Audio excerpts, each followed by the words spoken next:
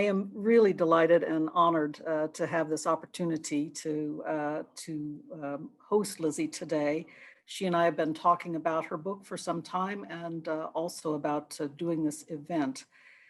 You have her bio in the announcement for this session, but I wanted to say a few additional things by way of introduction.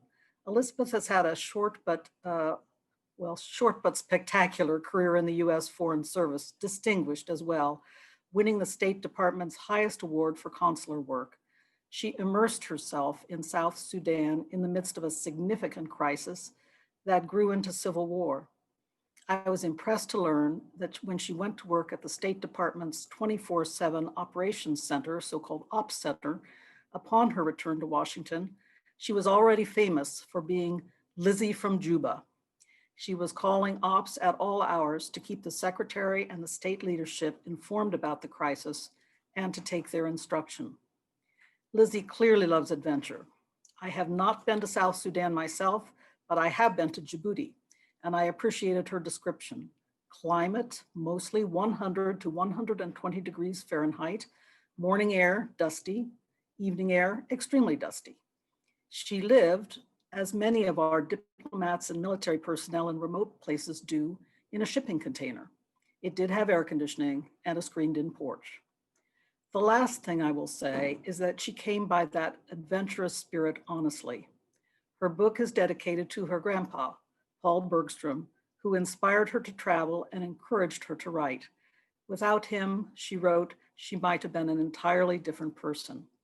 Lizzie, we are very much looking forward to your comments on your book, The Dissent channel, and to our discussion afterwards. Over to you. Thank you so much, Rose. It's thrilling to be here virtually with you and have a chance to have this discussion that, as you mentioned, we've been talking about for a while. What a year it's been, and 2020 has certainly not let up in the last couple of weeks. As somebody who resigned under the Trump administration, it's a relief to see the change in our future, but particularly now, as we move towards a Biden administration, it's really essential that we learn from our past mistakes. Not just those of the past 4 years, but the mistakes that we've made in a lot of areas, including foreign policy, long before that. The systemic shortcomings in our policies themselves, in our foreign policy structure, and in the institutions that are entrusted with implementing that policy.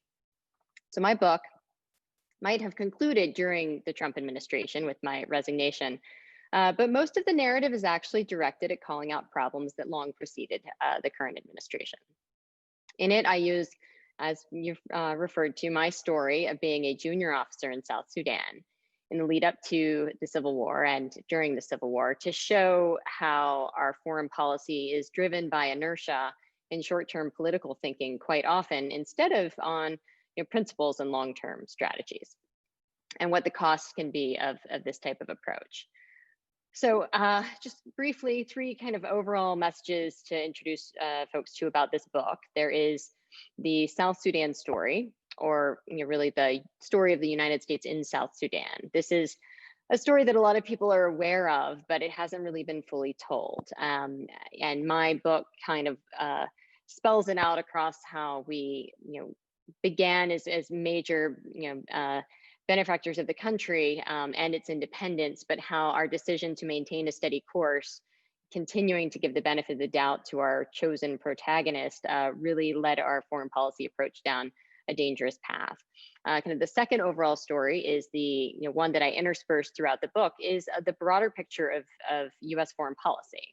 I use this example of South Sudan to demonstrate how some of those broader issues really come to play on the front lines, in the field in places like South Sudan and elsewhere. So one example of that, which of course, Rose, as you know, is my 3rd chapter, where I talk about human rights. America is just not that into you. So I've kind of put our South Sudan decisions into the bigger picture of how we've treated human rights through the course of U.S. Foreign policy history. And then finally, the final major message of the book is about the State Department culture, or kind of a culture that we see in the federal government generally. And I think that this message of the book really does stand out as relevant into what we've been seeing in our administration over the last few years, which is the story of a culture that really has not been welcoming to dissent, which really struggles with dissent. And I think that that longstanding culture is one of the reasons that it's been so difficult for us to see more people step up and speak out. It's clear that the State Department has suffered and declined under this administration, but it's also critical to understand that the attacks that have undermined the State Department and other institutions have been, brutally effective, precisely because they've been exploiting these existing institutional weaknesses. So that's another major theme in my book, and certainly something that I've seen play out, particularly over the last year. So, with that, I'm, here's hoping that 2021 is the year that we really build back better, not just from the challenges of the past 4 years, but on decades of challenges that we have not always faced and addressed. So with that, well, that's my little introduction for people who haven't read the book, but I do encourage people to pick it up because it dives into a lot of these issues in a very accessible way. Yes, and details about how to find the book on Amazon are again in the announcement for this event today. I endorse it fully. It's a really good read, really interesting, and tells about the life and culture of young Foreign Service officers as well, which I think is really interesting. They are the backbone of our Foreign Service, although the senior leaders, of course, very important. Leadership and management is always very, very important. But it's the young Foreign Service officers out in the field, I think, who often drive policies in ways that's unsung, unrecognized in some ways. So I do commend the book for that reason as well. I would invite everybody to post your questions in Q&A, and I will follow them and put them to Lizzie as the discussion unfolds. Clearly, a lot is happening right now as we prepare for a new administration. There's a lot of discussion going on about transition now. We had Secretary Pompeo's remarkable press conference on Tuesday. He's preparing for a Trump transition to a second term, and others are preparing for a transition to a Biden term. So if people have questions about the transition and what it means for the State Department, I think that Lizzie would have some interesting things to say about that based on her overarching look at the State Department and its culture. So I invite that wider range of questions, but also if you'd like to dig down deeper on South Sudan and what was happening there, I think that's also excellent for our discussion today. I will begin with a question that I had, and it's from directly from the book. I just want to read a little tiny bit here where Lizzie writes, "The Dissent channel cable wrapped up with the issue most dear to me. The final section called for proactive efforts to ultimately ensure accountability, recounting that decades of impunity remain possibly the greatest driver of conflict in South Sudan." Lizzie, I wonder if you would talk about your concept of accountability and why you think it's so important. What's really driving your view on this? You can start with why you thought it was so important in South Sudan, but I also welcome if you want to talk about accountability in a larger context. So over to you. Absolutely. I mean, I think that it's accountability is a question that we are going to be facing as a government moving forward and into and past the transition, because there is always, in a post-conflict scenario, there's always a tug between moving forward and healing versus holding people account for bad acts. Now, I use that metaphor because I was thinking about this issue. I've been thinking about it a lot. I think in some ways, America right now has some of the characteristics of a post-conflict state. Not a violent conflict, not a civil war, but we have had a very rigorous political conflict, and there are wounds on the other side of that. And we've had a struggle within our governance. We've had a conflict in our governance that has been, that has really exceeded the political. This isn't a partisan issue. We've had conflict over what is and is not the appropriate way to use our government. And I think that what we'll see moving forward is a shift in how government resources are used. The administration that we have today has really used a lot of government tools towards political ends, and there are very clear laws against doing so. There is the Hatch Act. There is the emoluments clause. There are a lot of different limitations on how government resources are to be used. So When I look at the situation we're looking at today in America, I do think about accountability as a fundamental issue to wrestle with post-conflict, if you will. In South Sudan, it became very clear to me that the lack of accountability through really decades of war was one of the undergirding issues that continued to return this community back to violence. And it's a really simple concept. Put plainly, bad acts that are tolerated become worse. That's true whether you're talking about the bad behavior of a police officer. I think Americans, can really relate to that issue these days. Whether you're talking about the acts of a soldier, which in South Sudan we saw this type of issue repeatedly, the bad acts of national security services, or if you're talking about the bad behavior of a toddler. I mean, if you reward or tolerate bad behavior, it often it tends to continue and grow worse. And the systemic absence of accountability is impunity. And impunity left to fester becomes a culture of impunity. So I think that this was an issue that we wrestled with, in the American government wrestled with in South Sudan. To what extent do you take a fragile new government and you give it support and bring it up and give it try and give it the best promise for moving forward versus to what extent do you hold it account for acts that are undermining its opportunity to move forward in a positive manner. You look at that with our own foreign policy. To what extent do we, hold our foreign policy account for mistakenly, backing bad actors, for providing funding and military support to bad actors? And I think that in our foreign policy, we have seen systematically that we have encouraged bad behavior by failing to have a culture of accountability in our foreign policy. So bring that forward to today, and yes, accountability is as a theme is going to be incredibly important. It's not an easy answer. You can't simply prosecute every crime that has occurred or call everyone out, but we do need to find a way. If we want to resolve our political conflict and our governance conflict, we need to find a way to distinguish between what is appropriate behavior and what is not. And a lot of what we've seen under, particularly under Secretary Pompeo's State Department with a lot of violations, and under the White House with violations of things like the Hatch Act, I worry that there is going to be a big push towards healing and moving on, which is important to an extent. But if we don't get the right balance, I think that we are going to see continued violations of these rules and norms, but primarily the laws that are in place for a reason. So I think the lesson of accountability is an important one for us to be looking at and considering today. Thank you very much. A very thoughtful answer. I have to say I would settle for greater attention to the Hatch Act and the emoluments rules, just so people understand better what they are, because it seemed to me that there have been a lot of people inside the administration getting away with things because people don't understand what the extent of those rules and regulations are, and in fact, what the legal regime is. So on to the next question from Sabrina Fields, who asked, as you mentioned, this administration is not unique in its fear of dissent. Considering America's historic lack of transparency, how do you think a new administration can make itself more open to dissent? It's kind of related to our discussion just now of accountability, but how would you advise an incoming administration on this matter? I'll put it that way.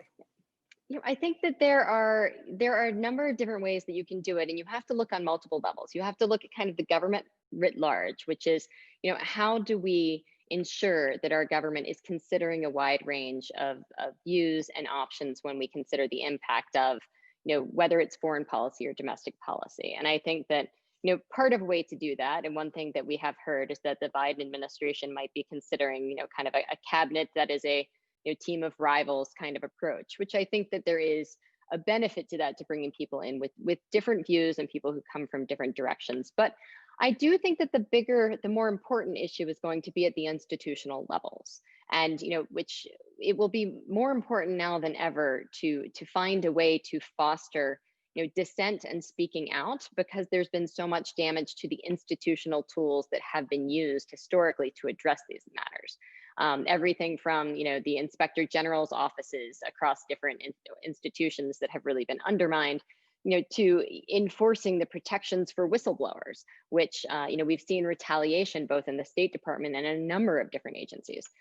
But as Sabrina mentions, this is not, and as we've said, this is not unique to the current administration. So it's not going to be enough to simply, find accountability for those acts, but we need to find a way to foster a culture.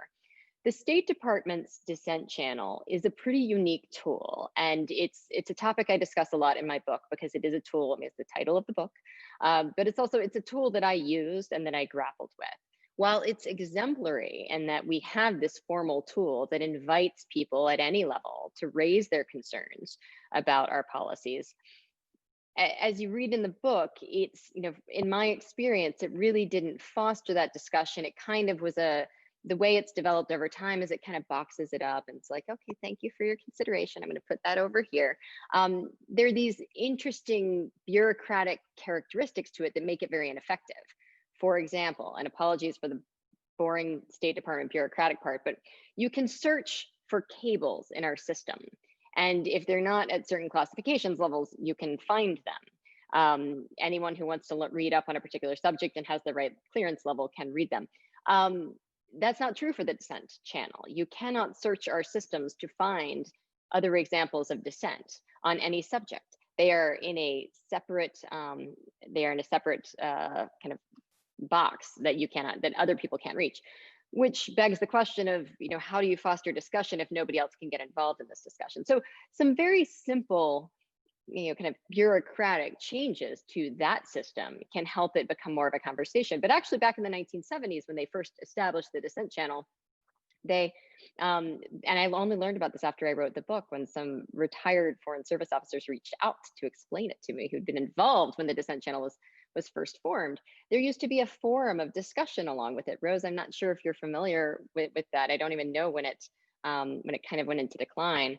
But there was kind of a lunch discussion forum where they would bring topics to talk about these things. So these kind of boring, forced fun ways to bring out discussion could actually be used to be more inviting to views that counter the prevailing policies. So I think really doing that deliberately in each institution and at different levels, at the entry level, the mid-level, and the senior level, would be one way. It sounds boring, it sounds easy, but I think that it would help, like having the Dissent channel itself, it would help change the messaging about how we welcome those discussions, because those discussions, even if they don't change what we do, help us critically self-reflect on our policies.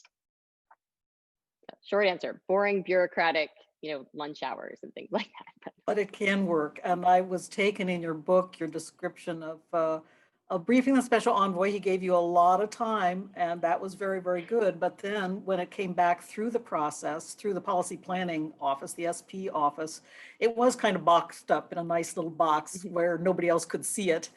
And the way people get around that, obviously, things get leaked to the press, as you recounted the story about the Muslim travel ban.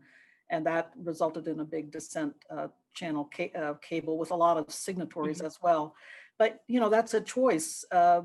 Some people, that's a way to go, but for others, it's let's keep this as an insider discussion, but it should be a discussion and truly should be one that is allowed to run inside a closed setting. But in any event, that was quite an interesting part of the book, I thought. Now we have a couple of questions about reform in the State Department. So I'm going to give you a chance to answer two of them at once. Chase Beamer asks, he notes that the Warren campaign spoke of eliminating political appointee ambassadorships. What is your sense of where the Biden campaign comes down on that issue? You may not know, Lizzie, but I'd be interested in how you think about the role of Foreign Service professional ambassadors versus the political appointees that come in. I think that's a good question to take up now. And Lynn Weil asks, how long do you think for the State Department to recover from the devastation of the Trump era? So two juicy questions. Yeah. Well, I think the short answer to the second question is how long it will take to recover will absolutely depend on what steps we take to build change. But I do believe that it is going to be, before we fully recover the personnel and the expertise that we have, it will probably be a generation, a kind of a work generation, because you don't make diplomats overnight. They are built through, experience and time and exposure. So there is a great loss in the expertise that we have lost. Now, that said, there are tremendous people who stayed behind, who have, held the ship, on course as much as they could. So, I don't think that we're left in terrible hands by any means, but I just think getting to the point that we need to be a robust organization that can handle the tasks that we need to do, it is going to take some time. And then there's also the matter of how we recover our role in the world and our influence. And that is going to depend a lot on how we move forward with our foreign policy. I've always been stunned at the tremendous capacity for forgiveness that the rest of the world has for Americans, for the American government. I mean, it is strong. And as you have heard your President-elect Biden say before, and many others, that we can survive 4 years of what the administration has done, but another 4 that would be very difficult to move past, and it would in terms of our reputation as well.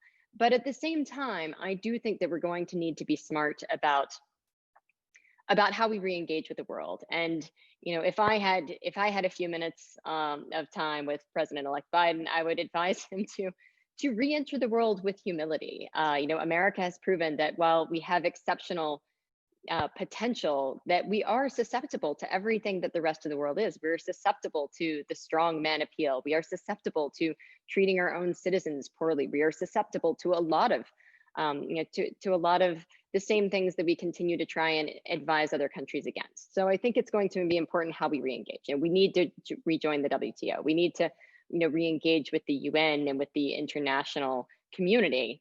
But I think it would be best to do so with the recognition that we are not in the same position we were in a few years ago, and also with the recognition that a lot of that was always a bit of a facade anyway. America has much to offer, but also much to learn from the rest of the world. On the specific question of political appointee ambassadors, I feel very strongly that this is a practice that we do to an extent that no other country does. This is a practice that we do that we would not subject the Pentagon to.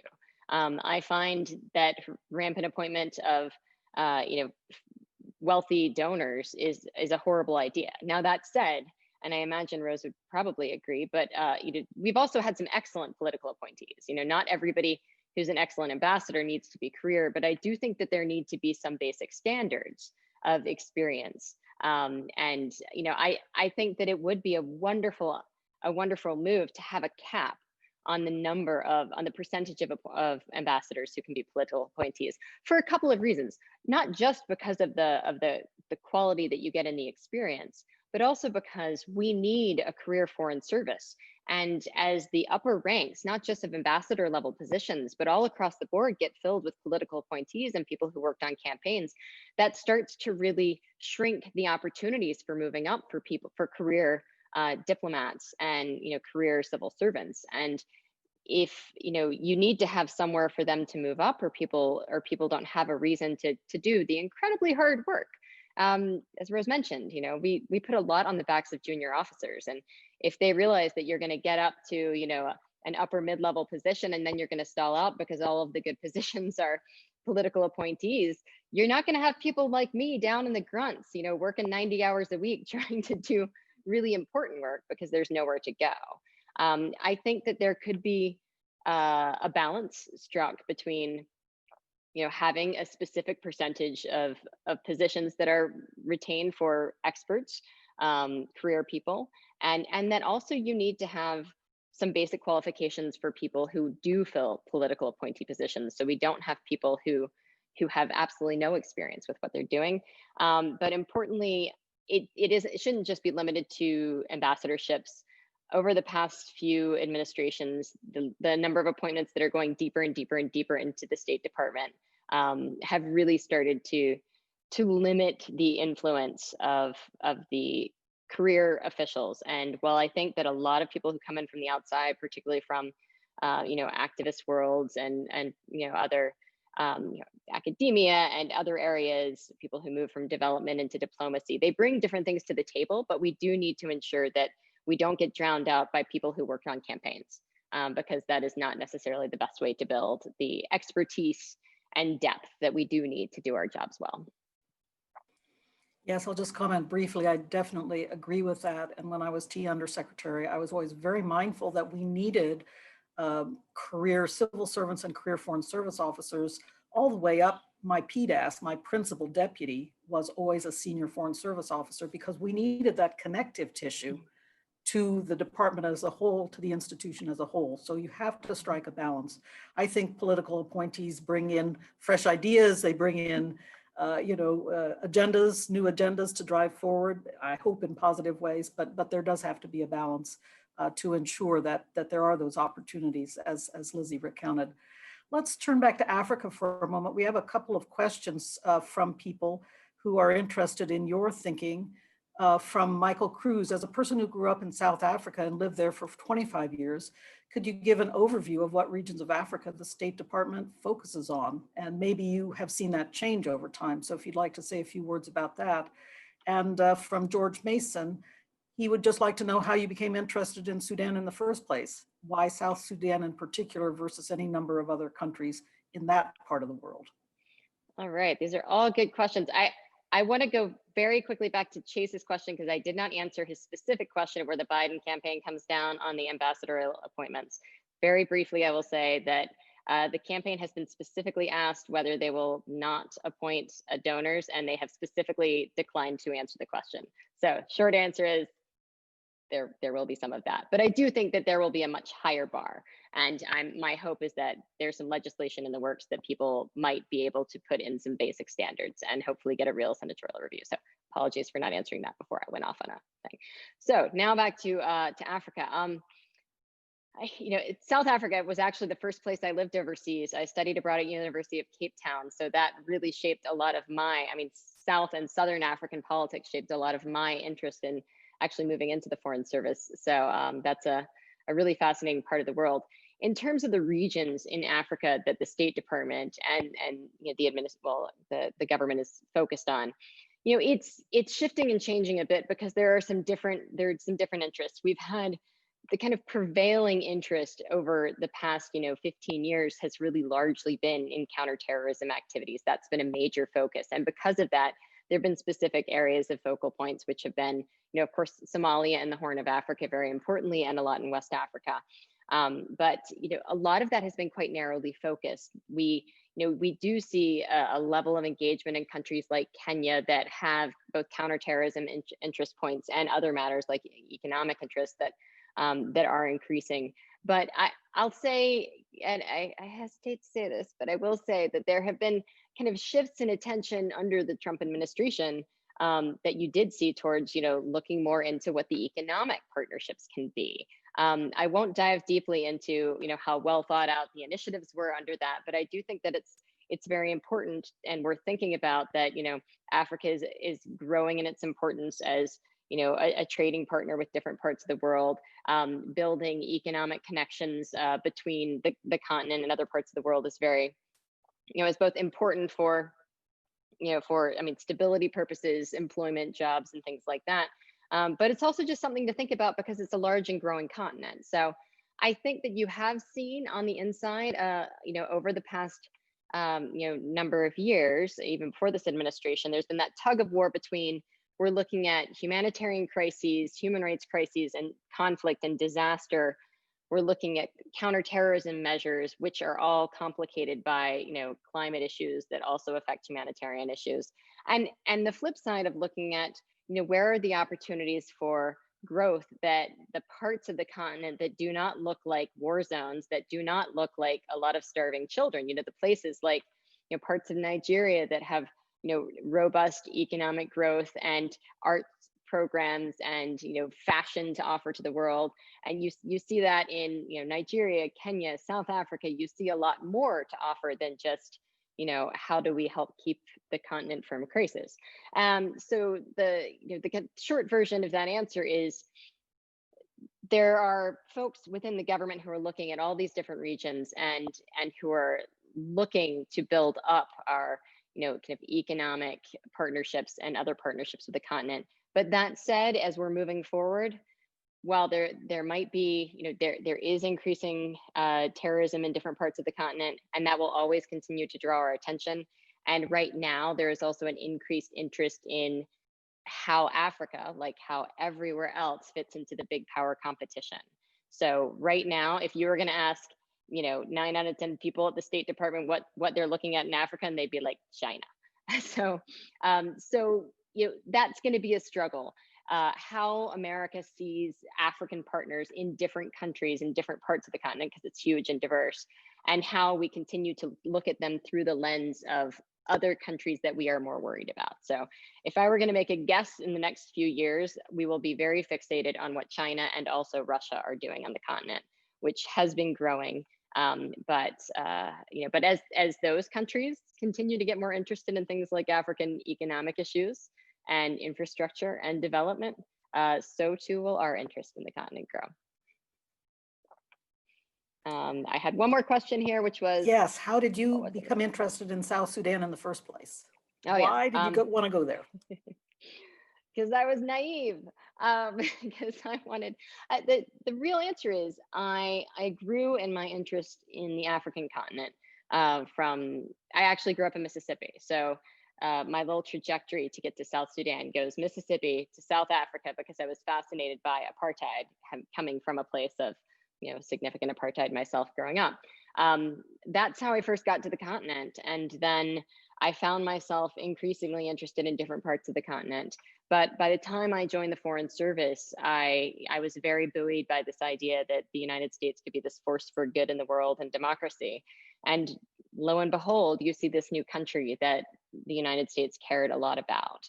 I wanted to see a new country get on its feet and bring democracy to its people. I went there and I saw something very different, but that was the draw. The draw was, nation building from the start, and to see how the United States can play a positive role or otherwise in a place like that. And nothing about the place scared you, it seemed, at least as your book recounts it. Not before I got there. Right. Here's a tough question from Tom Finger. Would you please comment on the trade-offs between greater latitude for officers in the field to work problems and pursue values-based U.S. objectives, and the utility of top-level reinforcement, even with the risk of micromanagement and corrections made in the name of higher U.S. policy priorities? That is a hard question. And it's a hard question because it's a hard issue.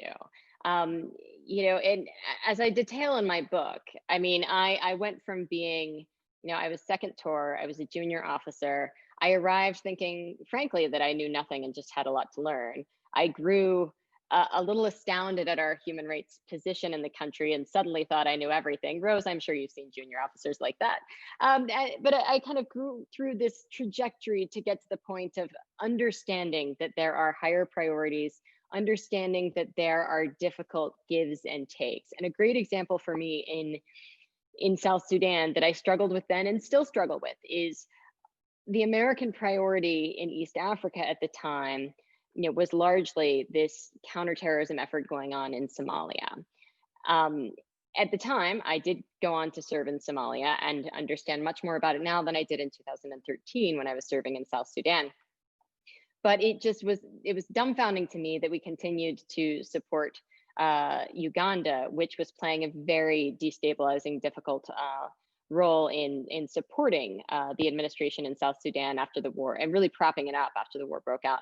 And I was frustrated that we would not push Uganda with all of the leverage and authority, leverage that we had with Uganda with so much of the assistance we provided them. I was very shocked that we wouldn't do more to really ask more from Uganda in terms of helping resolve this conflict, because Uganda had a lot of leverage over South Sudan. At the time, I would repeatedly be told, well, Uganda's helping us. Uganda's doing a lot more that is at a higher level for our priorities. And I didn't understand at the time. I came to understand it better, but I still believe that we set a bad precedent by the position that we took by layering those priorities. Now, that does not mean that I think that we should have cut off Uganda. I'm using this as an example. But I do think that it means that we should have been more willing to say the truth out loud. So we might not always make the decisions on country X that the active decisions on country X that I think that we should. But I think that you can balance it by being more honest about it, and by finding ways to say what needs to be said, to back that up with our actions, while not necessarily, only putting all of our eggs in, let's say, for example, the human rights basket. I do think that we need to, one way to find the better balance too, I believe, is to listen more to the field. So that doesn't necessarily mean that, you're not going to micromanage what the field does.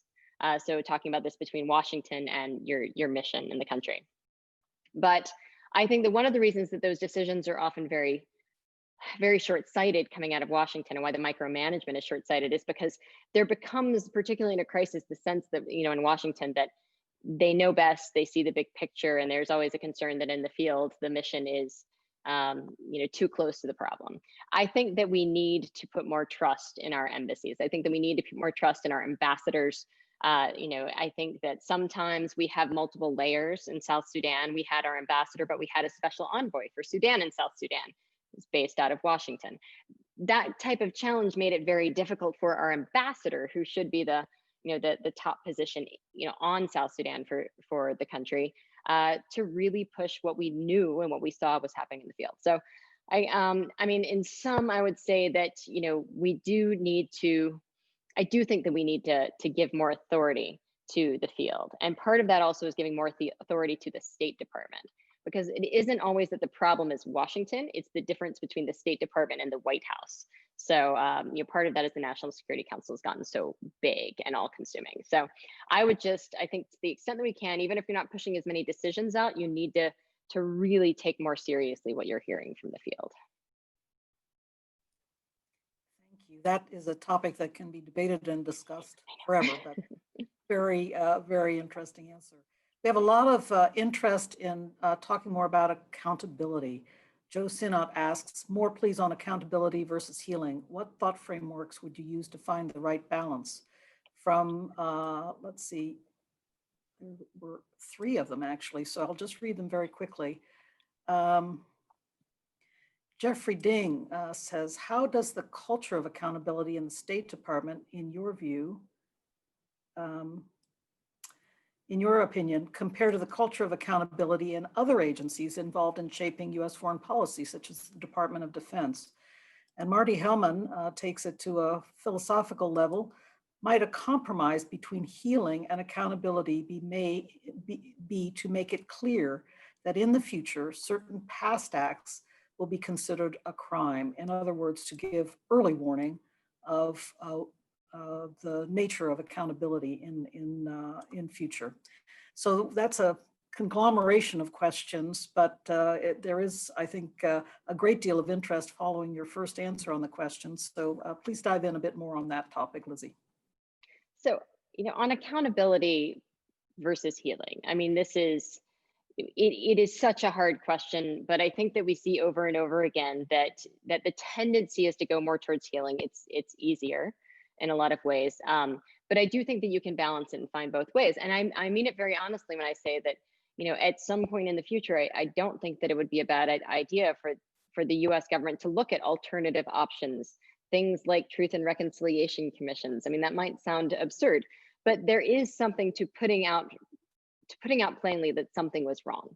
I actually think that we should see some of the violations, the very blatant violations of things like the Hatch Act that were committed by high-level people. I think that those should be, pursued and prosecuted. Whether they are ultimately, whatever. It's a fine or whatnot. But simply to say, because there are matters of confusion on where you go, but I'm not talking about those. I'm talking about, the White House spokesperson saying, "So arrest me, I violated the Hatch Act." That type of activity is both infuriating to the people who are, in the worker bee ranks, who are trying so hard to bite their tongues and to push for change and better improvements on the inside rather than going out to the public. And then to see people in leadership positions openly flouting it, to me is just, it makes it very hard for you to both enforce that later, and there is a real value to things like the Hatch Act. It might sound very bureaucratic, but people in the State Department take it very seriously, and have debates all the time over, what is and is not crossing the line. So I think that there's the opportunity to use some of the most grievous examples of violations of things, the emoluments clause and enriching yourself and the government. I think that the important thing is to demonstrate that people can have to pay consequences for those types of acts. But no, I don't think our government should pursue, going down the path of every potential violation. But I think it's important to do things that are exemplary, and then perhaps to have, whether it's a congressional investigation and putting out a report to say, here are all of the things that have been violations. These are things that will not be tolerated in the future. I don't think that you need to simply make it more clear what's illegal. I'll tell you right now, people in the government know what is. If we discuss this, we do trainings, it's not hidden. You're not going to accidentally stumble into it. But it's important to make some examples, and then perhaps to have some very high profile discussions over what crossed the line. That is, in terms of how we can do, take some other efforts at identifying what's wrong and then moving towards healing. I think some public discussions. I think some public accounting, even if not, kind of legal accountability, would do a lot to explain, what is and is not appropriate. Now, it's going to be important that it's not done in a way that looks like a witch hunt. And I do understand that that is a concern, but we do need to be clear that, it's not going to be something that one side follows these laws and then the next time somebody's in power, they don't have to. And that is my real, worry and fear that we will go to if we only focus on the matter of healing. I think that healing without some form of justice and truth is not healing. It's just band-aiding. I'm wondering what question I missed. What question did I miss, Rose? Well, I think that that covered a lot of it. You may want to comment a bit on Jeffrey Ding's question about how does a culture of accountability differ in the State Department and other departments like the Defense Department? I think that we've had, in a lot of ways, we've had a pretty strong, we don't have a strong culture of dissent in the government. We actually have a pretty good culture of accountability, historically speaking, through a lot of our really boring bureaucratic tools. Our, inspector general's offices have been, I know people who have reported, wrongdoing, waste, fraud, and abuse to the State Department OIG, to the Defense Department OIG, and they have seen these things followed through. It's tremendous to, it's a tremendous amount of work to do that, particularly if you look at a place like the Department of Defense that has such, huge amounts of money and huge contracts that they're dealing with. Because, remember, we're talking about accountability. There's accountability for overtly political acts. There's accountability for, fraud, for using your position for your own enrichment. I think that a lot of these institutions have proven that they're much better at addressing it on low levels than they are at high levels. And that's not surprising, right? Because how do you reach the highest levels?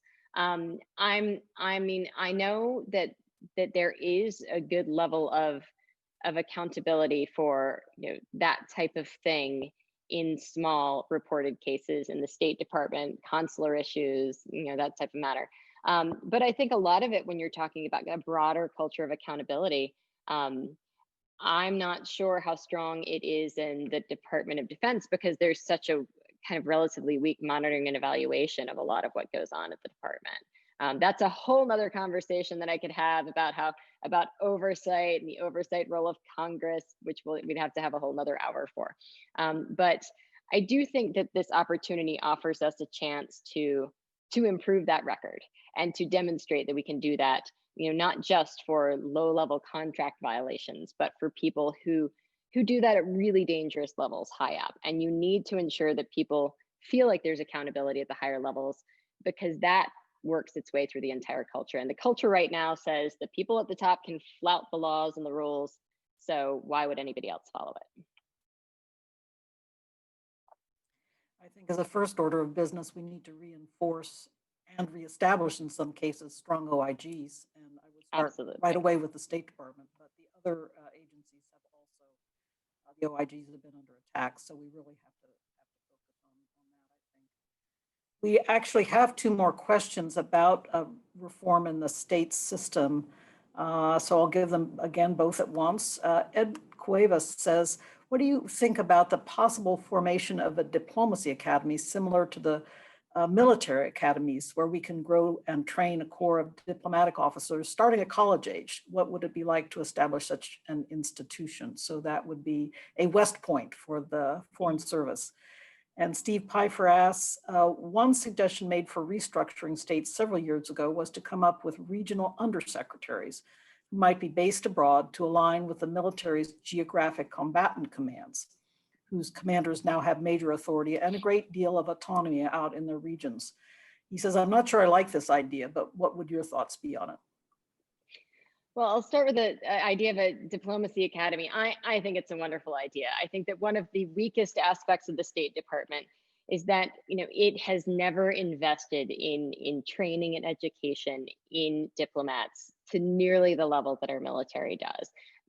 That is by and large because of a lack of resources. People understand that that's a shortcoming. They understand that we need to do more. But because of a lack of resources and real commitment to that, there's just been this sense for so long that, you hire smart people, you drop them into places and they float. And I have lived that myself. I mean, the expectations that we have for what Foreign Service officers can do is really remarkable.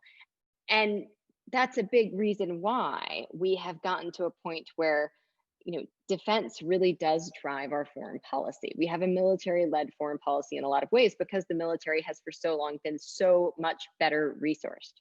If the State Department can't get it done, you find a way to give it to the folks who can.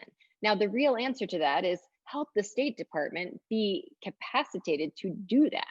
And I think that education is a real way. Another thing that could do is help us with diversification. The United States State Department does not do a great job of representing what America looks like.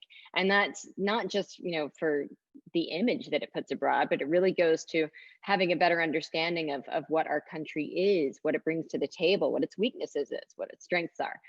So I think having something like that, which offers, a real kind of merit-based ability to get in, that's colorblind and gender blind, but has a lot of slots to be able to bring people into, to build up a diverse workforce, to give people opportunities who wouldn't necessarily be able to get the experience otherwise. I mean, let's be honest, you get international internships overseas that tee you up to succeed in the Foreign Service officer process. You gotta have the money to be able to do that. And a lot of the people that, building diversity requires making, lowering the bars of entry, to not lowering the standards, but lowering the bar so that everybody has equal access to be able to qualify. So I love the idea of a diplomatic academy. I think that it would also reflect, just the culture shift that we need, that invests in the importance of diplomacy. It's a lot less expensive to resolve conflicts through diplomacy than through military. And the way that we prioritize the different tools in the foreign policy toolbox does not reflect that. So I think it's a great idea. On the matter of kind of regional undersecretaries, particularly the idea that they be, kind of placed geographically, I go back and forth on this kind of concept a lot, because on the one hand, it's, it would be a really good way to kind of raise up the, kind of the level of discourse on particular regions. But it also doesn't account for the fact that our globe is so further kind of bifurcating where we're looking based on specific regions. Even if you do it kind of bureaucratically, doesn't necessarily help us address these globalized problems.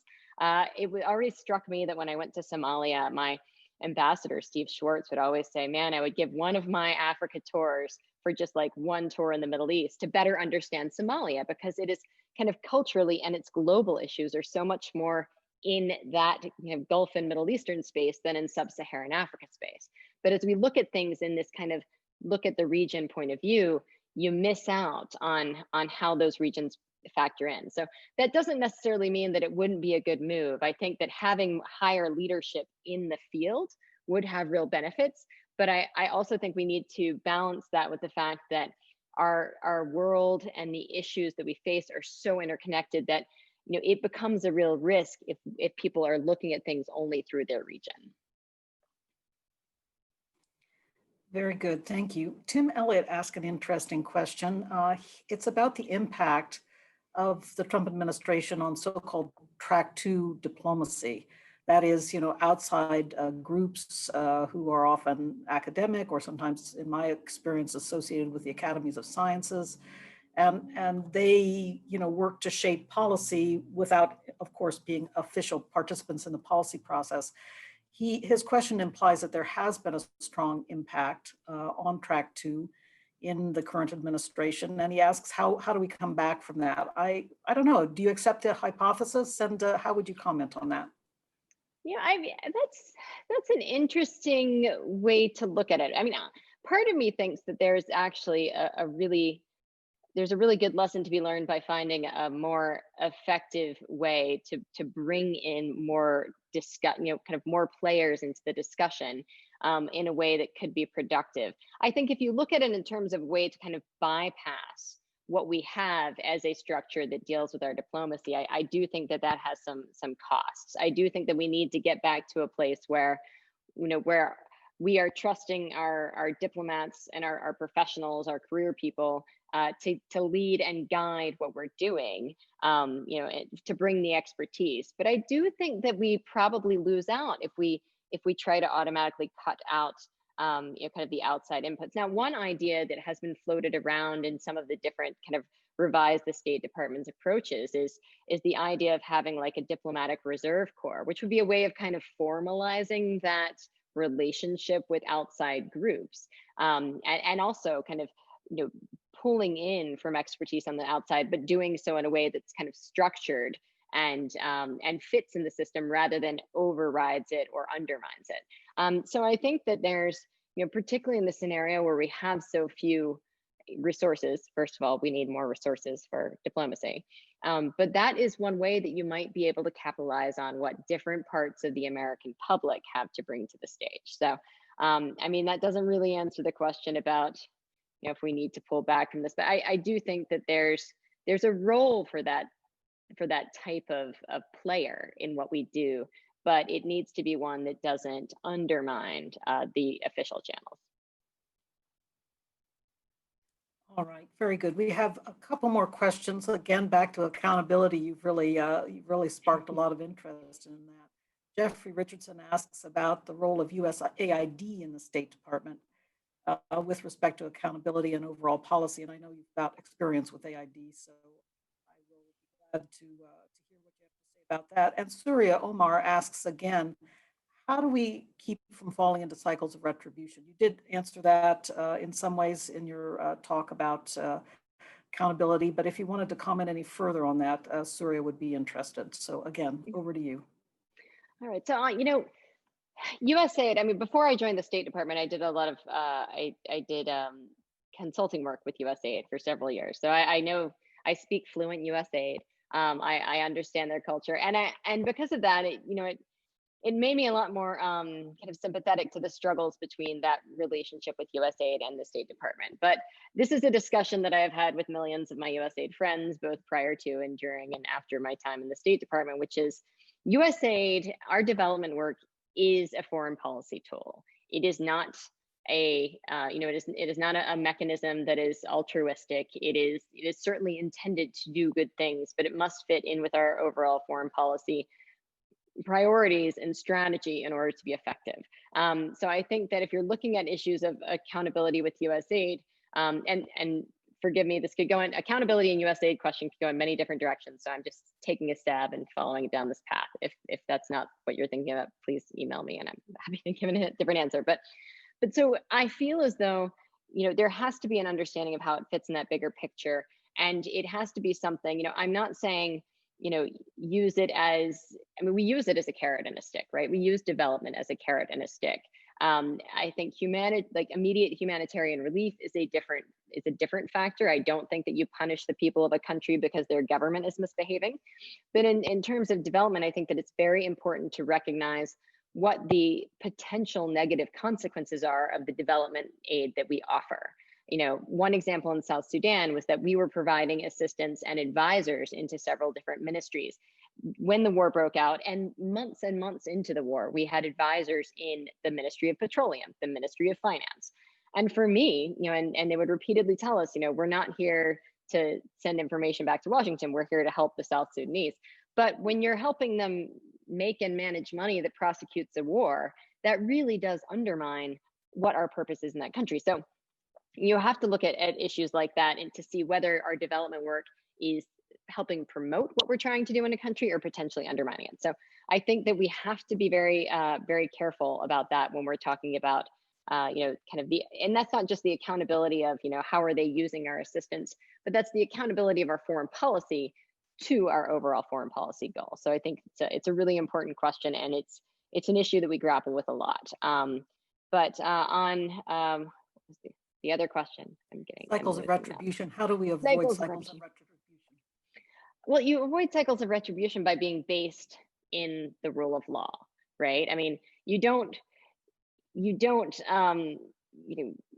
arrest people or convict people or kind of flog them for things that are not already known to be bad. You don't do that for kind of political interest reasons.